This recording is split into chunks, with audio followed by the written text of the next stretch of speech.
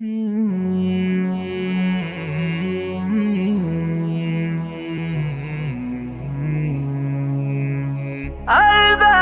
والشعر تربطهم مواثيق وزماله، من يرد الموج والشاعر ليا هبت هبوبه. يا بحر لو اكتب ابياتي على موجك رساله